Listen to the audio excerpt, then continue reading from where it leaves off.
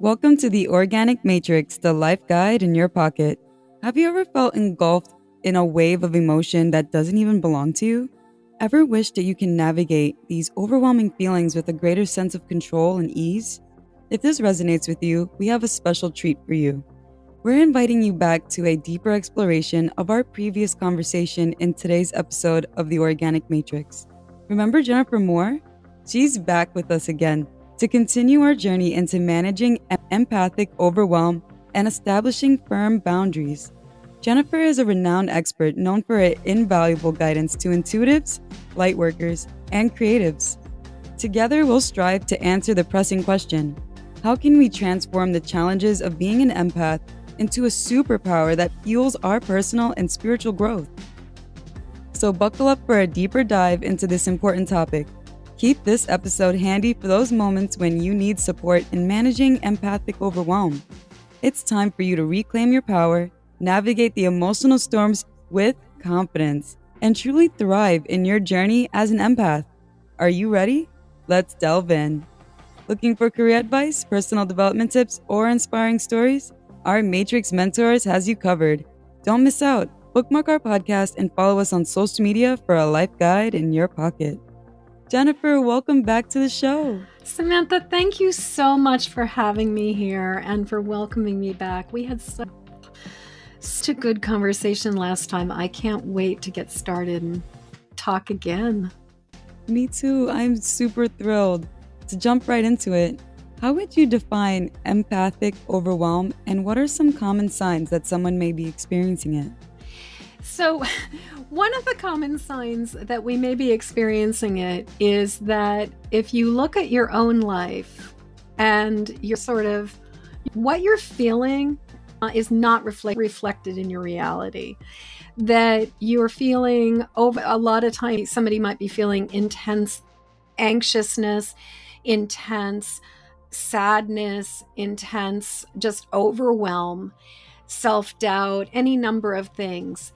And yet everything on paper looks good. Like you've got a roof over your head, you've got money in the bank account, your relationship is fine, everybody in your family and in your world is doing pretty okay, you're doing pretty okay, and yet you are just have these feelings of overwhelm and distress that you cannot shake.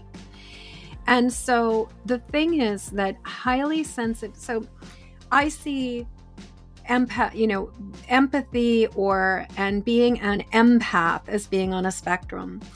And there are people who have a capacity for empathy and can be empathetic, but they're not necessarily, they can see or sense what's going on with somebody, but they're not absorbing it.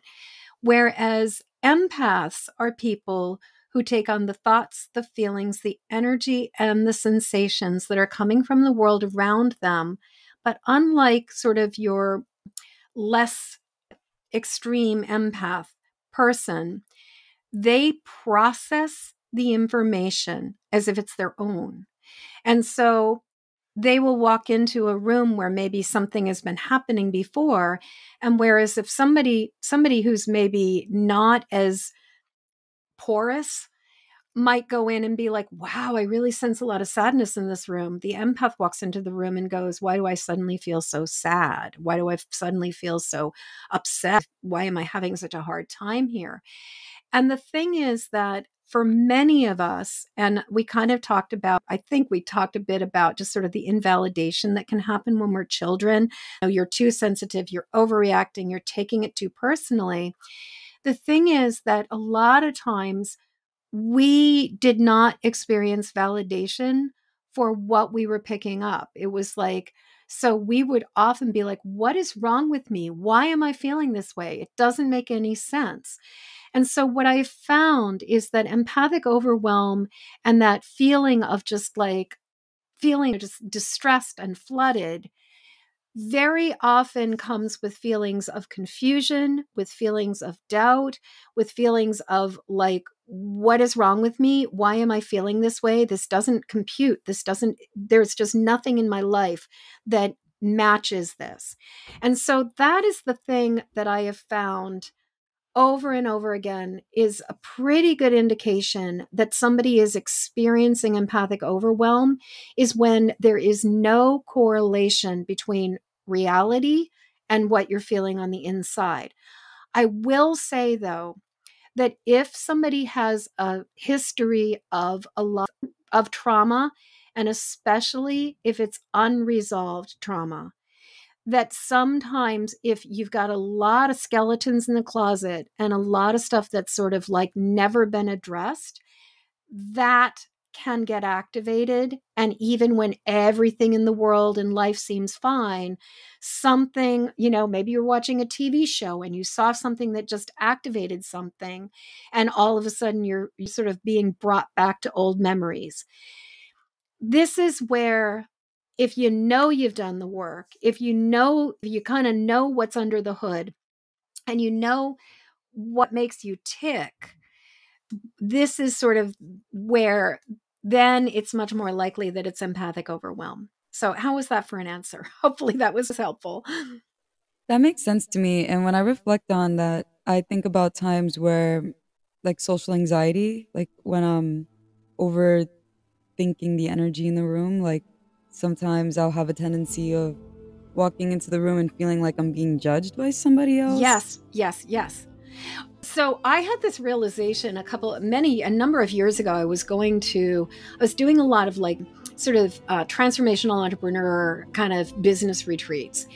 And I noticed, like, the first day I was at one of these events, I would be like, woo, this is really fun. I'd be enjoying myself. I'd be connecting with people that I knew and I loved and just like having a blast. And by the second day, I'd start feeling kind of weird. I'd start feeling like that sense of like fear of people judging me. I'd start feeling this sense of like, I'm just like I don't have my ish together. I don't know what I'm doing. And I would start experiencing a lot of self-doubt, a lot of self-judgment, a lot of feeling uneasy and uncomfortable. And what I realized was that this was a place where there were a lot of people who were coming for information, but they were also discovering how many gaps there were between how they were running their business and how they should be running their business. And essentially within sort of the transformational business coaching world, there's kind of a formula of you kind of introduce people, kind of the top is you sort of introduce people to information and you get them invested in it. The middle is where you start to push on the pain and push on the bruises and help people to recognize like where their gaps are and where their deficits are. And this is where people tend to be very, very, very uncomfortable. And then the next part of the formula is essentially that they are then presented with, here's a solution. I just happen to be the person who has the solution, but here's the solution. And if you sign up for my X $1,000 program, then, we'll fix this for you. So I just share that not because it's necessarily relevant to being an empath, but I do think it's really useful information for anybody who's kind of checking out the transformational healing coaching world, just to understand the formula. But anyway, so that middle point where everybody's starting to feel like, wow, I don't know what I'm doing, I would start feeling self-doubt, overwhelm, questioning myself, hitting that midpoint where everybody is sort of looking at their self, looking at their stuff and realizing that and discovering their gaps, discovering their deficits, discovering what needs to be fixed. And all of a sudden I start feeling uneasy. I start feeling social anxiety. I start feeling self-judgment. I start questioning myself. I start really like all these things that I thought I worked on that. I thought I got over that. I thought I'd worked through all of that stuff. All of a sudden I'm in it. And what dawned on me after going through this more than one time was that Podcaster is truly an all-in-one platform for podcasters. If you're interested in starting a podcast or you already have one, this is a great message for you. I had to pay separate subscriptions for transcripts, video editing, and content distribution. But Zencaster combines all of these features, saving me so much time on editing and producing. Now I can focus more on what I love the most, interviewing my amazing guests. With Zencaster's 4K video streaming and advanced AI tools, you don't need fancy equipment to get high quality recordings. Plus, it's super convenient to get captions, short clips, and transcripts all in one place, eliminating the hassle of uploading and downloading between editing multiple times. What I love the most is how Zencaster helps me monetize my podcast as well, through their partner program, connecting with ads and brands for collaboration. If you're a podcaster looking to streamline your workflow and monetize your passion, I highly recommend Zencaster. Check it out today. Send us a DM or check out the description below for the link. My experience was actually a reflection of what a lot of other people were feeling. And when I realized that some of it was certainly my old stuff, but I would say the majority of it was the amplification and the picking up on all of the tension, all of the discomfort, all of the distress, all of the anxiety that was going on there. So I think the thing is that for so many of us as highly sensitive, empathic people, and sort of the more empathic and the more sort of into that empath spectrum you go, the more susceptible you are to picking up on, especially the things that people are not acknowledging for themselves. And when it comes to being in a social gathering where everybody wants to look like they've got it together, you've got a lot of people who are sort of presenting like they know what's happening. But underneath the surface, there are all these insecurities, there are all of these doubts, there's all of these other emotions. And as empaths, we walk into those kinds of spaces and we are picking up all the things that are sort of like the storms that are kind of brewing under the surface that people don't want to own. I think that in general, while it may be uncomfortable to witness raw, real pain for an empath, because especially like as a young empath, we can have this experience of being like, we just see it and we feel it. But I do think that in many ways, it's much easier for an empath to be in a place where people are owning their feelings than being in places where people are pretending to be experiencing one thing and actually underneath the surface going through something completely different. And so I would actually venture to say that in addition to just like some of the classic fear of persecution, some people have coined the term witch wound now for that idea of when maybe an ancestor, or if you believe in reincarnation, in a past life you were burned at the stake, that there can be some deep fear of being your authentic self in any kind of space where you have more than a few people gathered. That I think, so there are some legitimate reasons why we ourselves might have some social anxiety and come into things. But I also think that very often it is really amplified by empathic sensitivity, and that we're not only feeling our own social awkwardness and our own sort of adolescent or like misfit toy childhood experiences, but we're also really picking up on what's going on in that collective as well. I resonate with that. Deeply. What are some practical techniques or strategies individuals can use to manage and release these overwhelming emotions as an empath?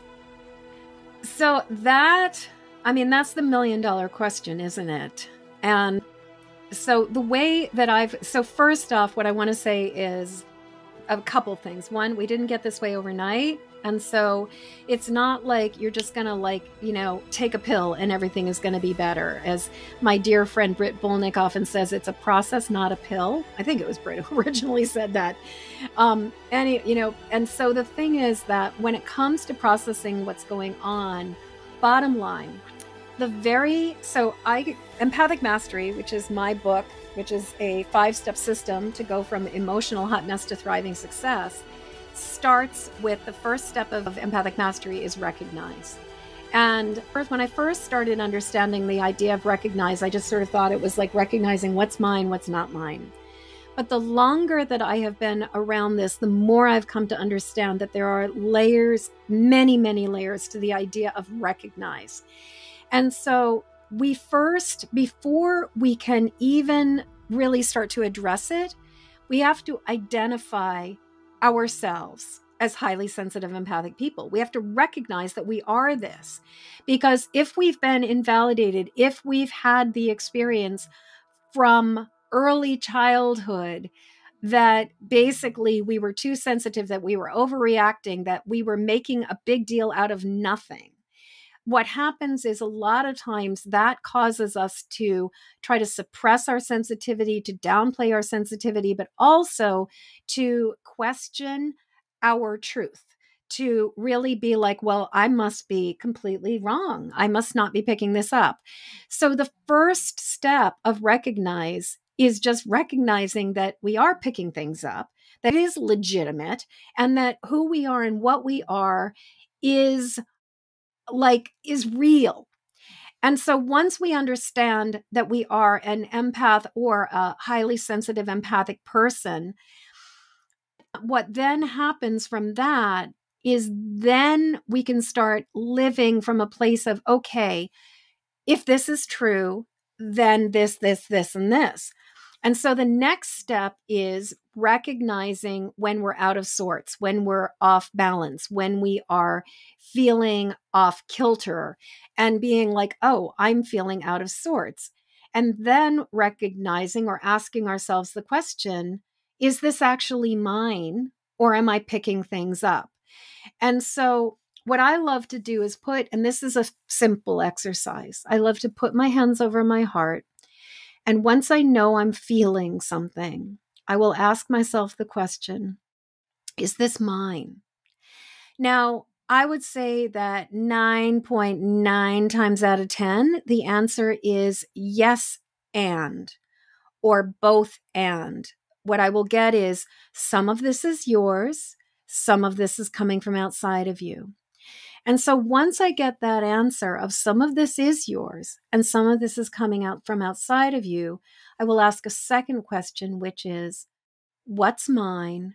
What's not mine? And understanding what's mine means that, okay, so for some reason, I'll just give a complete random example. For some reason, being at this social gathering is bringing up my experience of the birthday party that I attended when I was 6.5 years old. And everybody, like all of the little girl and this little girl played a trick, or like this little girl ganged up, got the other girls to gang up against me and played a trick on me. This did not happen, you guys. Just saying, I'm really making something up here. And so then all of a sudden I'm at this other event, and not only am I picking up on this social anxiety that these other people are feeling about themselves, I'm also feeling anxious because, oh my God, I have this inner child who's terrified that somehow the mean girls are going to gang up against me again. So once I have that understanding of like, okay, so this is about the memory of mean girls at 6.5, and this is about other people's feelings, then it's my job to deal with the part of me that is unresolved about the mean girls at 6.5. But it's also my job to let go of and release, which is the second step of empathic mastery, release the stuff that is not mine. And so what I really love to do is the simplest way to work with the release is to just put my hands over my heart, and using my breath, I will take in a nice deep breath and just sort of hold my breath. And then as I exhale and I release, I'll take my hands off my heart and I'll just I'll take my hands and just kind of and offer them out and say, as I exhale, I release that which does not serve me, or I release this back to where it belongs. I send this back to where it belongs. And so just inhaling, and then I send this, exhaling, I send this back to where it belongs. And this is a surprisingly simple, but also surprisingly effective technique. It gets more effective the more you do it too. So the first time you do it, you might be like, yeah, Jennifer, that really worked for me. Not. But the more you do it, the more like it's almost like you're training yourself to release this. In the same way that if you've ever used like anchoring words, like learning how to use, like, say, if you just say the word breathe or you just say the word relax, you can kind of condition your body to be able to do these things. Being able to say, I send this back to where it belongs, or I release this back to where it belongs, becomes this thing where you start to learn what you're doing. And I love incorporating the breath. So those two pieces of recognize and release really are the very beginning steps of this. And then in case you're curious, the three additional steps are protect, which has a lot to do with boundaries, which you and I were going to talk about, as well as energetic filters and shields, setting up more protective, like developing a more robust, strong aura of light all around us. And then the next step is connect, because the universe abhors a vacuum. And so if we do not want to keep on attracting and drawing in sort of more toxic negative energy, we need to be connecting with a power greater than ourselves, with the force of light, a force of love, a force of wonder and health. And when we are really in alignment with that divine source, or however you define it, then we are much less vulnerable and susceptible to continuing to take on all of that intensity. And then the final step of empathic mastery is act, because words without works is dead. And we need to live in a way that reinforces our empathic safety by not doing things that are going to get us into trouble. And and one of those, an example of that is many empaths are very prone to rush into rescue.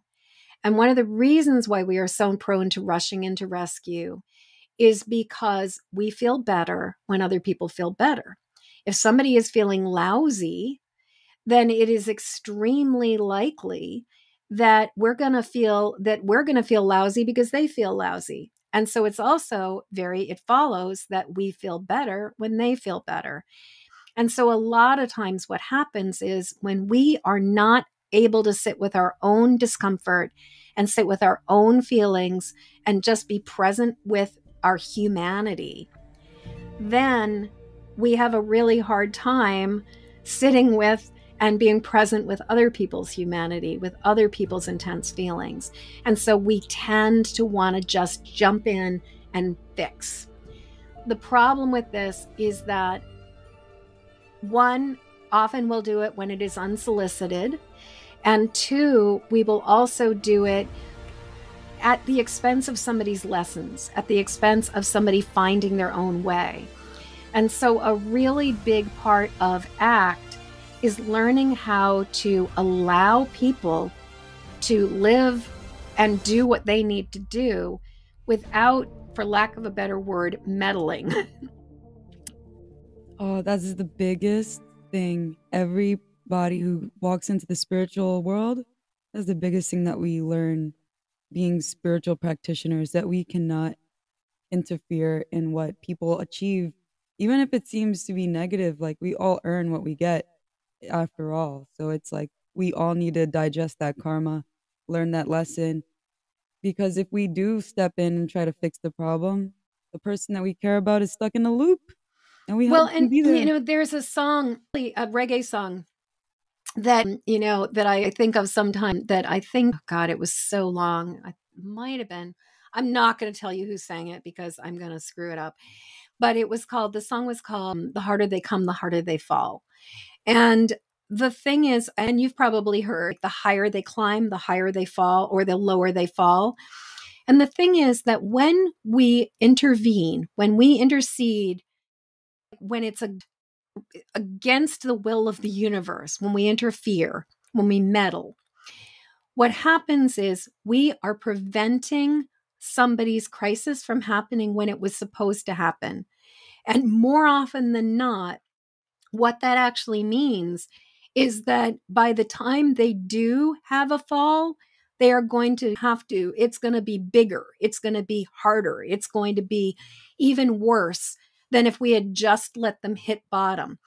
And this is something that you can find a lot of times in addiction recovery and codependency worlds, where people are talking about, it's like often enabling an alcoholic will actually bring them to a worse bottom than if you just let them wake up in their own puke. Because it's sort of like when we prevent somebody from experiencing the consequences of their choices, then they do not have to make changes. And I think that that's the thing. It's like, but there's also, I mean, this is so complicated because this has so much to do with worldview.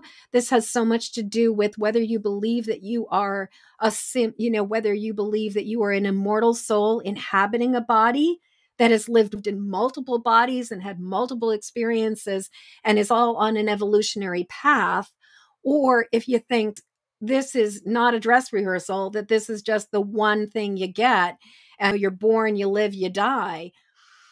I think that the sense of it's much easier to trust in that divine process and in that sort of like big karmic arc of the universe when you know that there's more to this than this one incarnation and this one body and this one life. But if all we are thinking about and seeing is just this, then it makes sense that we would want to intercede, that we would want to intervene, that we would want to prevent somebody from enduring misery, because it's kind of like, if that's all they've got, then why would we want them to go through it? But if we see it in the grand scope of things as like lifetime upon lifetime of learning and understanding, and also seeing ourselves, for me, one of the big lessons I've been learning over the last couple of years and really getting at a deeper level is we are all cells in the body of this earth.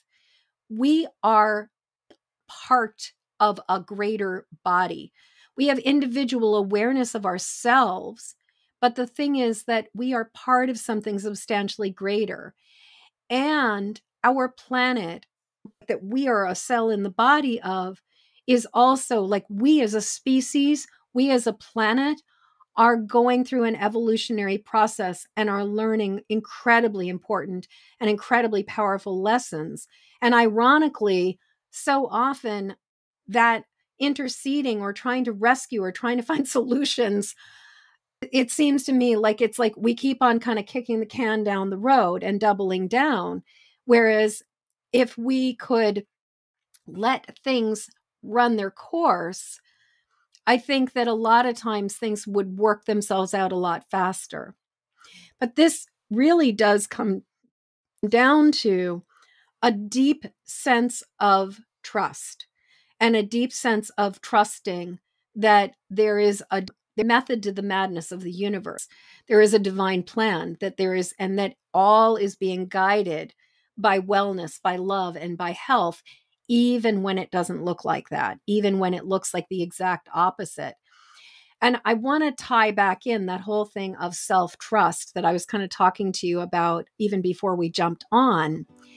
The thing is that if we have been invalidated, if we have been told you're making things up, you're being too sensitive, you're overreacting, you're taking things too personally, stop, like let it go, get over it, stop thinking about it. Like you're just, this is not that big a deal.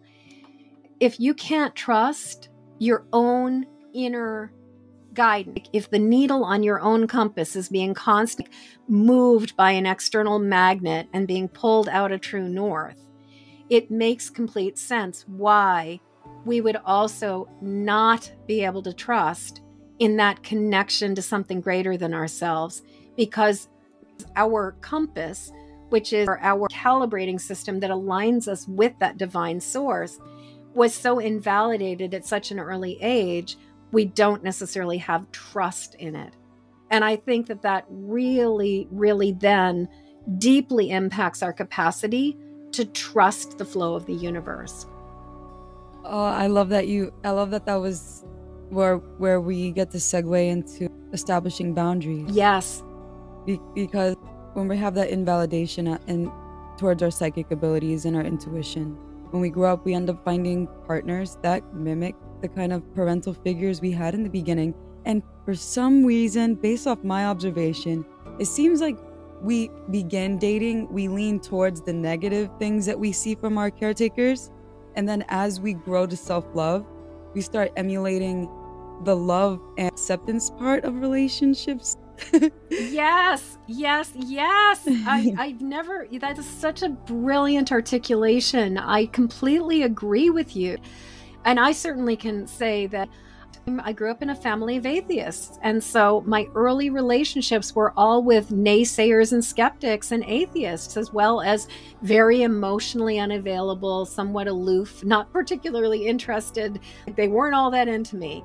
And that was an absolute reflection of my experience. And now many of the qualities, the positive nurturing qualities, as I've learned to love myself, I'm able to draw on the quality, the good qualities from my childhood as opposed to the bad ones. So I couldn't agree more. I think you're right on about that. Worried about whether your furry friends are getting the best nutrition possible? As a dedicated pet parent, I've always believed our pets deserve nothing but the best when it comes to their diet.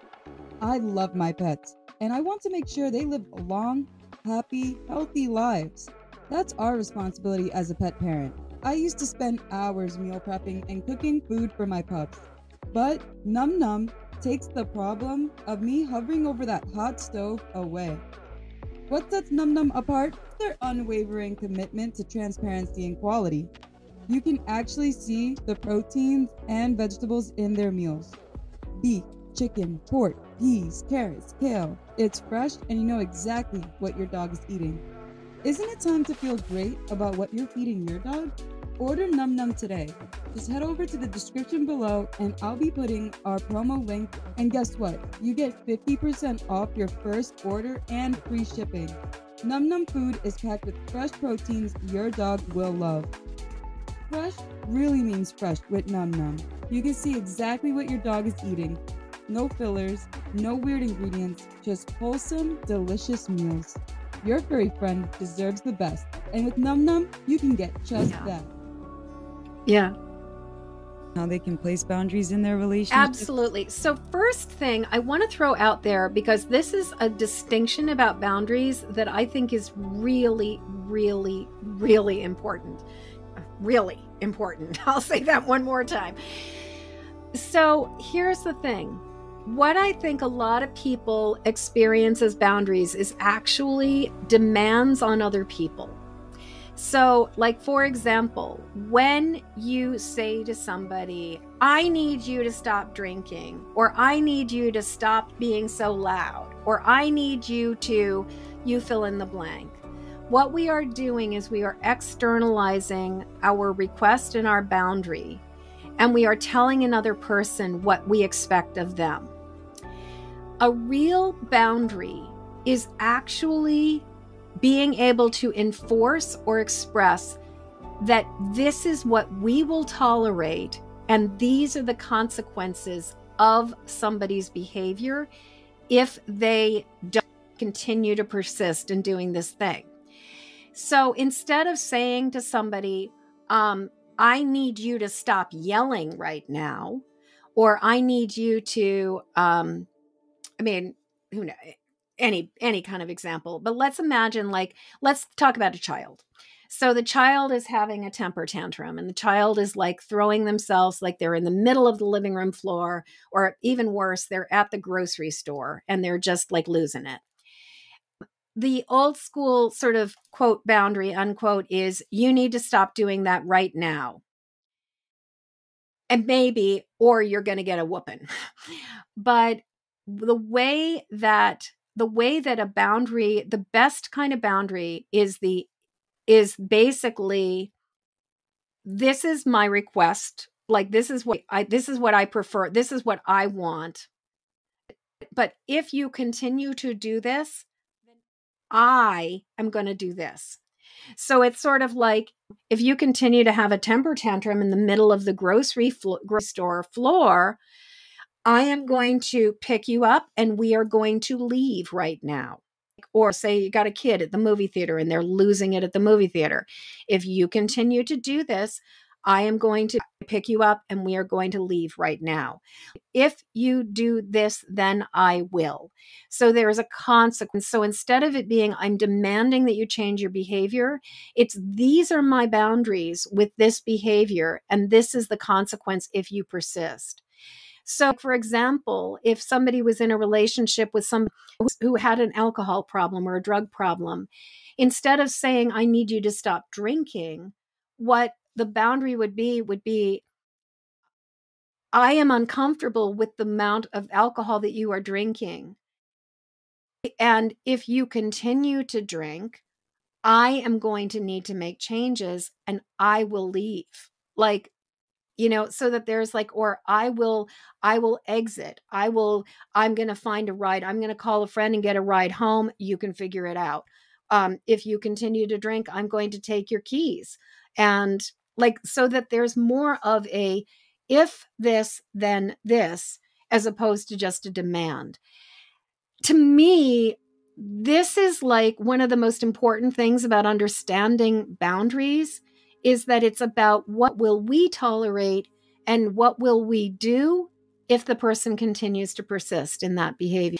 So another kind of boundary, which it feels like this is where the empath as the people pleaser really gets themselves into a lot of trouble, because here's the thing, this was something I realized, is that highly empaths, if you just sort of take it for granted that empaths feel other people's feelings, then one of the reasons why an empath will allow other people to, will oblige requests that they don't want to do, but also will do this thing where they will allow another person to win, is because empaths will often feel worse if that person does not get their way. So like I was working with somebody a couple weeks ago and we had this revelation where they were always letting other people win, because what we realized was that it's actually more uncomfortable to be the winner and feel that other person's disappointment and resentment than it is to be an empath who is feeling the elation of the other person's winning. So like the empath, if the empath wins, it's like kind of a, they might be excited or happy for a second. But the thing is that because that other person is so bummed out about losing, it kind of completely yucks the yum for the empath. Like the empath is like, yeah, I won, but I'm feeling this person's misery. Whereas if the other person wins, the empath gets the contact high off of that winning. And therefore, it's like the other person is winning. There's no disappointment. And the empath gets to ride the vibe of that other person winning. And when it comes to this thing of if somebody's making a request, if you think of it as kind of like a win, that person answering or respecting that request means they won. What it means is that whenever we respond to or are people pleasing and doing the thing, there's a part of us that is getting the contact high and the satisfaction that is coming from that other person. Whereas when we say no to that person or those people, we feel and pick up on the disappointment. Now, sometimes this is completely projected. Sometimes somebody really doesn't care. Right now, I really overextended myself over the course of the last week and a half. And there's a gathering happening tomorrow night that I'm going to bow out of. And I'm projecting all over it. I'm just imagining like that I'm going to get incredible amounts of disappointment. Truth is, I know these people, they are probably going to be like, no problem, we love you, do your thing. But I'm just noticing that part of me that is not actually picking up on real disappointment, but is picking up on imagined disappointment. So speaking about this idea of being sensitive to the either real or imagined disappointment, as empaths, that really impacts our ability to say no. because we will often, often, often agree to do things that we do not want to do. The problem with this is that if we are not respecting our internal boundaries, if we're not respecting our aligned truth, then what I guarantee you will happen is that your spirit, your soul, your psyche, your body will set boundaries for you because you couldn't set them for yourself. And so, in terms of the way that it tends to work, it tends to start with you do something against your will, you do something that is not in alignment for you. You say yes when you wanted to say no. And the first step is usually that you just feel out of sorts, you feel resentful, you feel frustrated. But then after that, the next step for the universe throwing of agents of support at you when you can't support yourself is that the next step could be something like suddenly a situation comes up, a problem or a challenge comes up, you lock yourself out of your car, you run out of gas, you lose your keys in the house and you can't find them anywhere. You have some kind of a situation where the computer breaks down or something happens, like a physical accident or some kind of challenge occurs that's going to basically inhibit that ability to do this.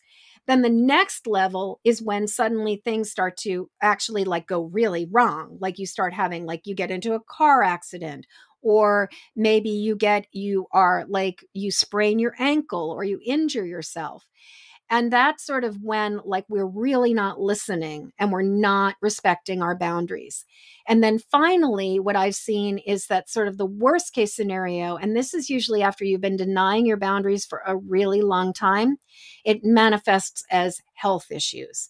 And the degree of health issues, whether it's like you get a cold, that's kind of a temporary, yeah, you overdid it, you need to pull back. But one, we're talking about something chronic, like maybe fibromyalgia or an autoimmune disease, or even worse, like chronic heart issues or diabetes or cancer.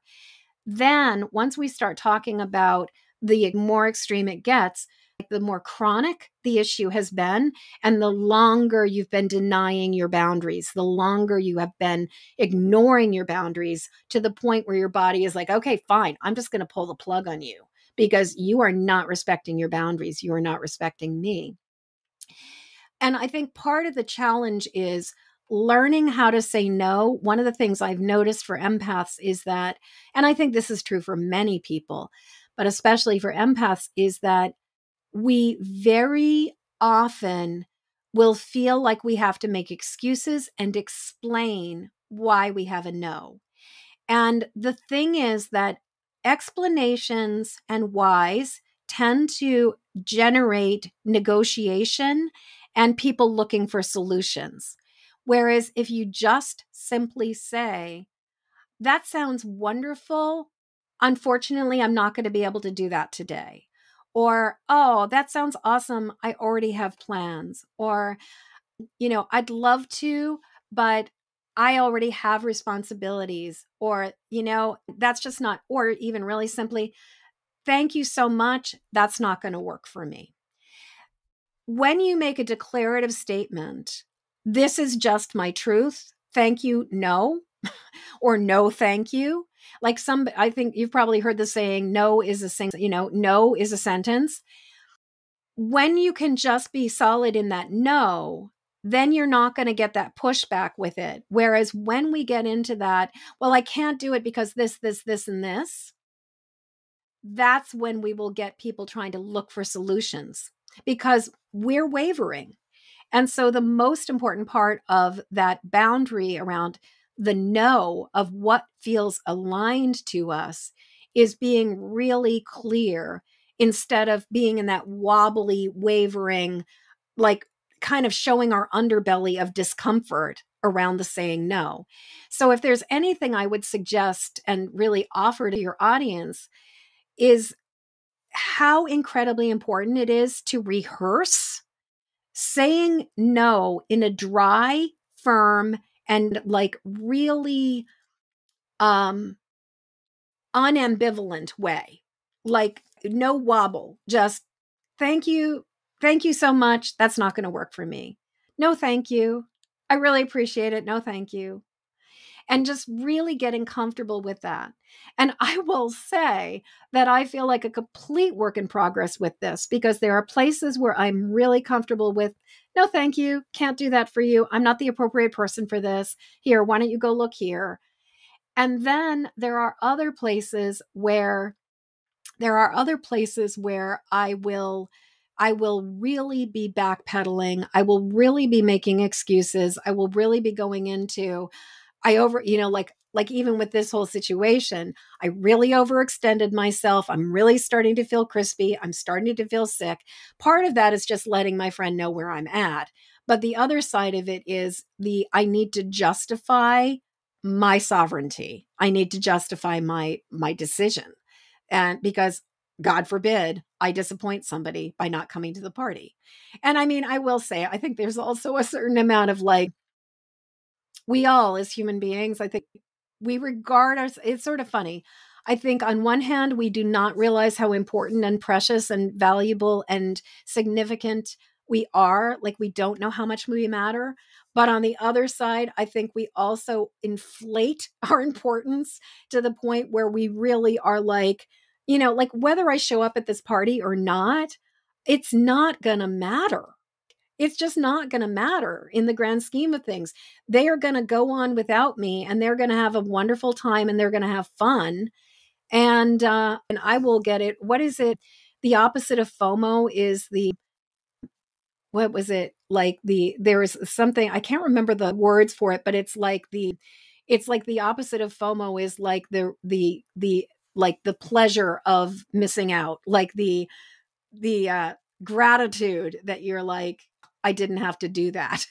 And so I will get to chill out. I will get to I probably get to sleep a little bit earlier, and I will get to like, I won't overextend myself. Oh, I love that. I think it's so important to practice no and to rehearse it. Like you're totally right. And it's the biggest way that we get to step into our power to really learn how to avoid burnout, really, because that's exactly how burnout starts. We start when we feel resistance and we ignore it. And the resistance is Exactly. there to speak to us. Well, and there's so many excuses. There's so many yeah buts that are going to come up. Like when we feel ourselves in misalignment, there are so often all of well, I couldn't possibly because, and like we sort of see the smoke signals. We get the sense. And also, I will also say that sometimes we will see things, but the universe is like setting things up to be in place so that we are ready to make the move. And that's the thing. Like sometimes something is uncomfortable and we're in it so that we can outgrow it. But just because we know we're outgrowing it does not mean that right then and there is the time to walk away from this. And I see this actually a lot where people are going from working for an organization or working in corporate or being salaried or being employed by somebody else to going over to being self-employed. A lot of time people will start getting the message and start feeling the urge to create something for themselves, to do trainings, to go in a different direction, like they can feel it. And sometimes you'll start having the experience of things being out of alignment or misaligned, where maybe you're starting to notice that your boss is more of a jerk than you realized before. But it's not time to leave. And what I've noticed a lot of times when people, especially with pursuing like self-employment or going for their dreams and becoming an entrepreneur, is that sometimes people will jump the gun and will be like, I'm going to leave this now because I know that that's what's the writing on the wall. But they have not gotten things in place. They have not set things up. Because this is where I think the intersection between the illusion, like in spirit, there's no such thing as time. And so you'll get the download of this is misaligned for you and there's something better for you. But in this 3D reality, or even more so 3D and 4D reality. Once we start getting into 5D, it's easier to kind of move timelines and play with stuff. But when we're talking about like the 3D reality of the human body, the concrete physical experience that we have here, sometimes things take time, and we will see an inclination of what we need to shift years before we can fully make the transition, that we need to leverage our way through it. And we need to, and that I've seen enough people, especially with like self-employment, where they take a leap of faith and they expect their infant business to basically support them when they were leaving like a 20-year-old, like an adult career that had been supporting them for years, that they got to develop their chops. And I see a lot of expectation, like people really like putting a lot of burden on the leap, because they leapt, like sort of that old idea of like, leap in the, like it's like leap and the wings appear, leap and the bridge appears. Sometimes you leap at the wrong time and you do fall on your face. And so I do think that that sense of instinctually knowing, is this the time? Like, I know this is misaligned, but is this when I take action? Or is this, or actually, it's yes, we're always taking action, but it's like, am I going from step A to step like X without any of the things in between? And I'll give you an example. I started getting a sense that the work that I was doing, because I was working as a tattooer, doing it as a healing art for 20 years. And I had a like thriving business. I had a business that was like, it would have been stupid to leave it. I was booked out 6 to 8 months in advance. We were an award-winning studio.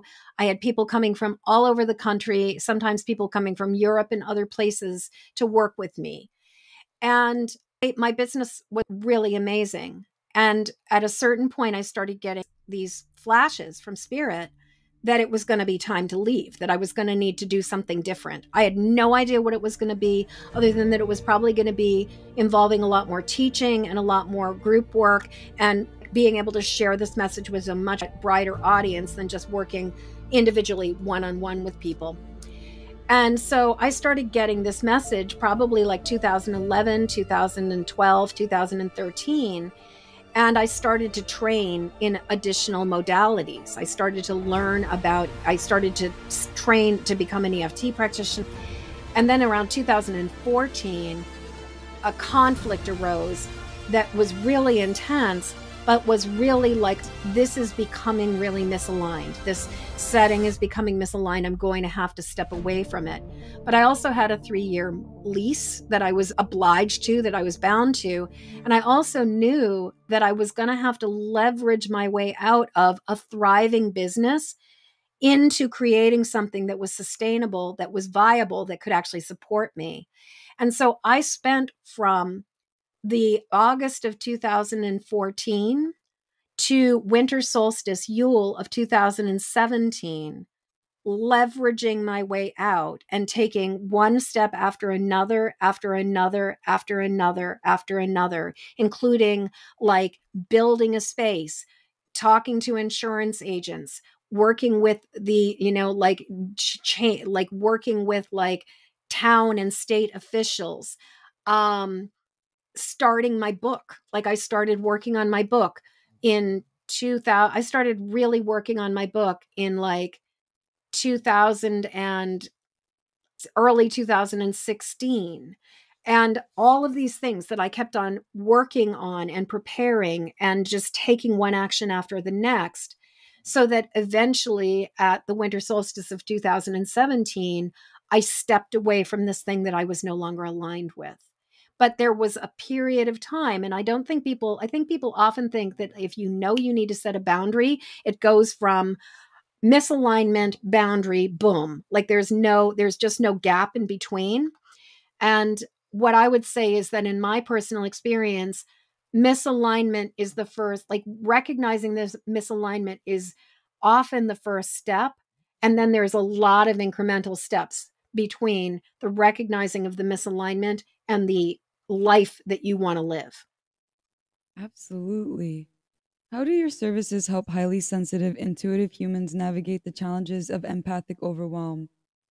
Because I bet a lot of our empaths, our Matrix members, can relate to what you mentioned. So, so what I really, really love to do, I believe I live by the saying, you can't read the label from the inside of the jar. And so a lot of what I really love to do is connect with people, meet them where they are, and help them to read the label, like to be able to understand what's going on.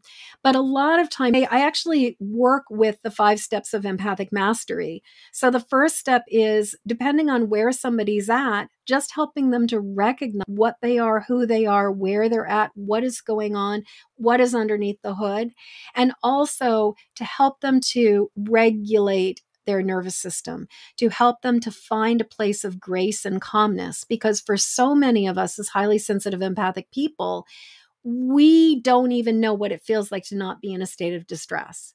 So, a lot of times, depending on how distressed somebody is when they first start to work with me, my first goal is to just give you tools for grounding, to just give you tools for regulating your nervous system, for being able to like get out of fight, flight, freeze, or flop or fawn, and to be able to be in a place where you start to be able to have access to your healthy, functioning frontal cortex of your brain instead of being in that reactive. So, the first step of the work that I love to do with people is to help them to go from reacting to responding and recognizing the impact of things that are going on. Then what I do using a lot of different kinds of tools that I've got in my toolbox, EFT for is one of my favorite tools, but also like doing a lot of energy healing work, a lot of angelic intercession work, ancestral release work, just psychic calibration. A lot of times, like even this conversation that we are having right now, listening to like truth to what it is to be an empath can help us to recalibrate away from the idea that we were too sensitive, that we were overreacting, that we were taking things too personally. And so I use a lot of different tools to help people to release the stuff that is no longer serving them and also to recalibrate so that then they can start asking themselves the question of, what do I want? What is right for me? And then we work with that boundary, the protect, of building up the filters and shields, of creating a robust system, of understanding what are the strategic as well as energetic boundaries that we need to put in place. And from that, then really starting to, instead of being kind of focused on like scarcity, lack, and kind of that, the illusion of the void and the illusion of that 3D reality of like, this is all you got. You're born and then you die. To be able to be connected to the light, to be connected to the love, to be connected to the hope, to be connected to the possibility. And then from that connection, when we are in alignment, when we are aware of the fact that we are a cell in the body of this earth, which is a cell in the body of this solar system, which is a cell in the body of this galaxy, which is a cell in the body of the universe, which is a cell in the body of the multiverse. Once we understand our place in things and we can really feel that connection, then we start to understand that like this human experience in this little tiny body is like a fraction. It's not even 1% of reality that we are part of and that we are. And once we are connected to that, then how we act in the world, what actions we take, how we fulfill our purpose in the world gets to become completely different. And so I work with people working with the 5 steps of empathic mastery: recognize, release, protect, connect, and act, sort of within sort of the immediate, but then also in the midterm, or the, sort of like over the, like more like looking at it kind of like in regards to something kind of midway, and then also as an entire way of living and a philosophy that sort of extends out over time. And I do this in a number of different ways. I do private one-on-one work with people, and I offer both.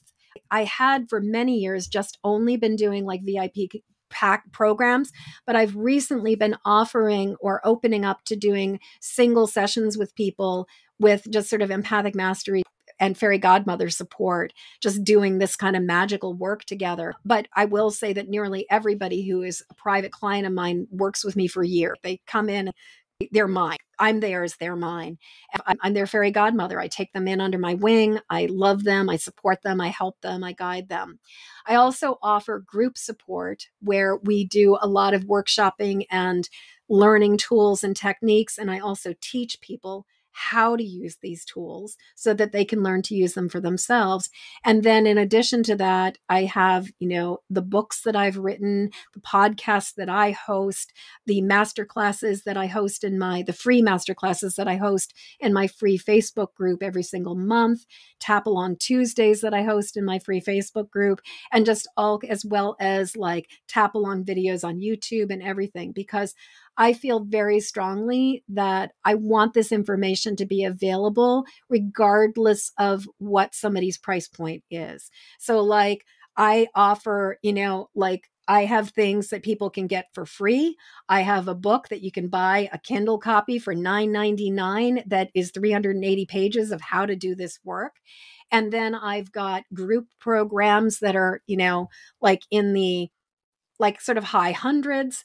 And then I've got one-on-one private stuff that depending on how long somebody works with me, we can be talking about 4 or 5 figures. But I'm very committed to and very aware that what's most important is that we offer support, or that I offer support in a way that allows people at any given point. Because that's one thing I do see sometimes in, especially that's happened in the coaching world, is that you get all these people who are just offering high ticket stuff. And they're not really offering solutions when people are really like, some people, like if you're just in total empath, one of the symptoms of extreme empathic overwhelm is often either bad relationship distress or severe or extreme financial distress. This isn't true for every single empath, but a lot of empaths, their empathic overwhelm will manifest as like financial worries.